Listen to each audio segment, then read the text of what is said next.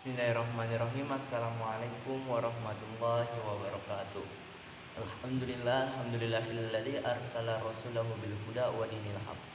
Yujira ala dini kulli walau karihal kafirun walau karihal musyrikun walau karihal munafiqun.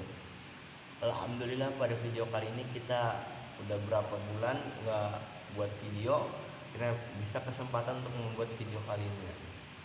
Nah, pada video kali ini saya akan menjelaskan kitab Mabadiul Awaliyah, tapi dengan materi yang berkelanjutan pastinya ya.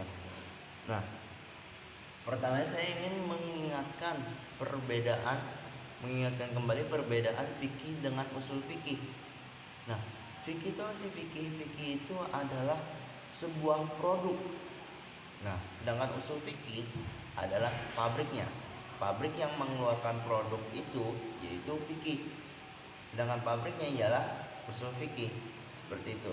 Jadi sebelum adanya fikih atau hukum itu ia masuk ke usul fikih terlebih dahulu, masuk pabrik dulu, diolah dulu apa nih hadisnya, hukumnya, hadisnya, ayat Qur'annya, kiasnya, kira-kira gimana agar menjadi sebuah hukum. Nah, hukum tersebut ialah fikih. Itu bahasa mudahnya seperti itu. Nah, terus di sini saya akan menjelaskan perbedaan am dengan khos atau taksis. Am itu adalah sesuatu yang bersifat umum dan tidak terdapat adanya kekhususan atau pengecualian. Sedangkan taksis sesuatu yang terdapat padanya pengkhususan atau pengecualian. Contohnya seperti misalkan saya memanggil dipakai mic masjid, seluruh RT 04 RW 3 harap berkumpul ke lapangan misalkan seperti itu. Nah, itu amnya itu umumnya tanpa ada pengecualian, seluruh RT 04 itu harus kumpul di lapangan. Kalau misalkan ada taksisnya, misalkan kecuali bagi yang mempunyai halangan atau hujah untuk kita menghadiri perkumpulan tersebut, nah itu baru taksisnya, namanya taksisnya ada pengecualian. Lanjut ke kaidah-kaidah usul fiqh. Di sini saya akan menjelaskan 10 kaidah usul fiqh. Yang pertama ialah kaidah usul fiqh yang pertama, al-umuru bimaqasidiha. Al-umuru bimaqasidiha ini artinya apa? Segala sesuatu tergantung pada tujuannya. Contoh, diwajibkannya niat dalam berwudu, mandi, sholat, dan puasa. Nah, itu tergantung dari niatnya. Lalu kaidah yang kedua ialah al-yaqinu la yuzallu bisyak. Keyakinan tidak bisa dihilangkan oleh keraguan.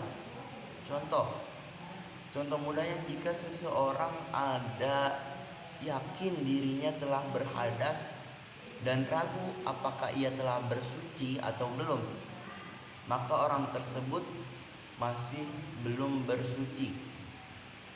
Dia yakin dirinya nih, kayaknya tadi kena hadas nih, apa misalkan kentut atau yang lainnya, tapi dia ragu apa ini bersuci apa belum gitu, maka dia belum maka orang tersebut masih belum bersuci. Lalu lanjut ke kaidah ketiga, yaitu al-aslu biqaimakana ala makana. Pada dasarnya ketetapan sesuatu perkara tergantung pada keberadaan semula. Contoh, jika seseorang makan sahur di penghujung malam dan ragu akan keluarnya fajar, maka orang puasa, orang tersebut hukumnya sah. Karena kenapa?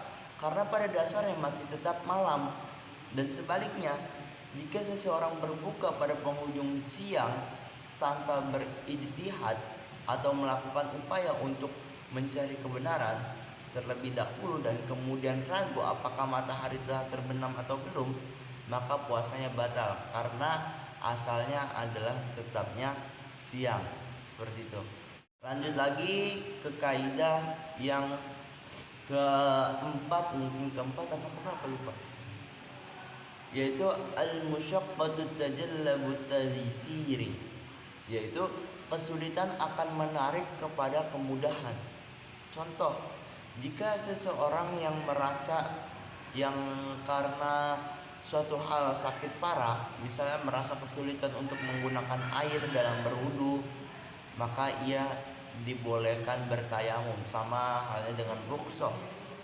Rukhsah misalkan kita nggak bisa rukhsah dalam menjalankan sholat di dalam mobil. Nah, kan itu kita karena dalam perjalanan terus waktunya mepet, jadi kita diperbolehkan untuk sholat di dalam mobil.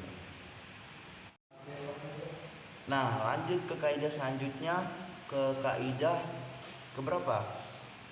Lupa saya. Yaitu maqasidul lafzi ala niyatil lafzi. Maksud atau niat lafaz atau ucapan orang itu tergantung orang yang melafazkannya. Niat dari lafaz yang dia ucapkan itu tergantung dari yang mengucapkannya. Contoh mudahnya, jika seseorang mempunyai istri bernama Tolik, Tolik itu artinya yang dicerai, atau mempunyai budak perempuan bernama Hurroh, Hurroh itu artinya merdeka, maka ketika ia memanggil istrinya, ya Tolik, hai perempuan yang dicerai, kalau misalkan dalam bahasa Indonesianya, atau memanggil budak perempuannya, ya Hurrotu, Huna, hai budak yang merdeka, sini. Jika ketika ia memanggil bertujuan untuk mentalak istrinya atau memerdekakan budaknya, maka terjadilah keduanya. Tetapi jika hanya untuk memanggil saja, maka tidak terjadi apa-apa, maka istri tersebut tidak terceraikan dan budak perempuan tersebut tidak merdeka, seperti itu. Nah, kaidah yang selanjutnya ialah al-aslu bara'atuz zamati. Asalnya itu lepasnya tanggungan atau tanggung jawab. Asal usul itu tanggungan atau tanggung jawab. Al-aslu bara'atuz zamati. Misalnya, seseorang yang diminta untuk melakukan sumpah, kemudian ia tidak mau melakukannya, maka ia tidaklah dihukum karena ketidakmauannya itu, karena asalnya adalah tidak adanya tanggung jawab atau tanggungan. Kemudian sumpah itu dihadapkan kepada orang yang mendawanya atau menggugatnya. Lanjut lagi ke kaidah selanjutnya, yaitu al-masyaqqatu tajlibu taysira. Kesulitan itu akan menghasilkan kemudahan. Contohnya, seperti orang yang sholatnya duduk, ketika seseorang tidak bisa berdiri dalam sholat fardu, maka baginya diperbolehkan sholat sambil duduk. Begitu pula jika ia tidak bisa untuk duduk, maka diperbolehkan sholat sambil baring, sambil tiduran, misalkan seperti itu. Nah, ini adalah kaidah-kaidahnya dari yang menghasilkan hukum-hukum fikih, itu berasal dari usul fikih, kaidah al-masyaqqatu tajlibu taysira. Kesulitan itu akan menghasilkan kemudahan. Lanjut lagi ke kaidah selanjutnya, yaitu ad-dururatu tubihul muqdarat, yaitu kemudaratan itu dapat membolehkan semua yang dilarang atau yang dicegah. Misalnya kita diperbolehkan untuk memakan bangkai dan daging babi karena mereka yang sangat lapar, dan bagi yang amat kehausan boleh minum arak. Misalkan kita di suatu tempat atau di suatu keadaan udah nggak ada air bersih lagi, udah nggak ada air mineral, adanya tinggal minum arak, dan kita kehausan. Bila kita tidak minum, kita akan mati, maka itu boleh untuk meminum arak atau memakan babi ketika kita sedang lapar sekali dan tidak ada makanan selain bangkai dan daging babi tersebut.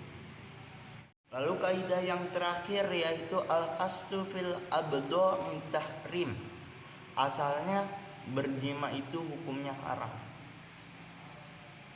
Contoh mudahnya, ketika seseorang perempuan muhrim yang haram dinikahi, yang tidak diketahui keberadaannya ada bersama dengan perempuan-perempuan yang jumlahnya dapat dihitung atau jumlahnya sedikit dalam lingkup yang kecil aja seperti itu, dan berada pada satu kampung, maka dilarang bagi orang itu untuk berijtihad atau memilih salah satunya untuk dijadikan istri, karena syarat ijtihad dalam menentukan sesuatu itu asal hukumnya harus mubah atau boleh, tetapi diperbolehkan memilih salah satu dari perempuan-perempuan itu jika jumlahnya amat banyak karena rukhsah atau keringanan agar tidak tertutupnya pintu nikah dan terbukanya pintu zina.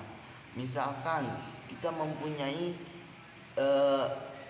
ibu susu. Nah, ibu susu ini mempunyai anak kandungnya.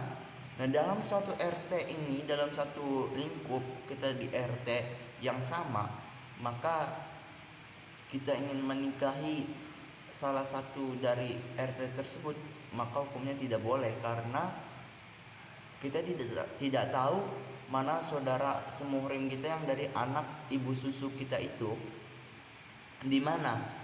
Jadi dalam satu RT itu kita tidak boleh menikahinya. Itu kalau misalkan dalam lingkup yang kecil, yang sedikit. Tapi bila mana di dalam satu kota itu kita tahu ada ibu susu kita, maka kita harus memilih wanita tersebut dan mencari asal usulnya. Seperti itu. Mungkin cukup sekian penjelasan kaidah-kaidah dan lain penjelasan lain dari Imam Badiah Awaliyah ini. Akhir kalam walakhir, wassalamualaikum warahmatullahi wabarakatuh.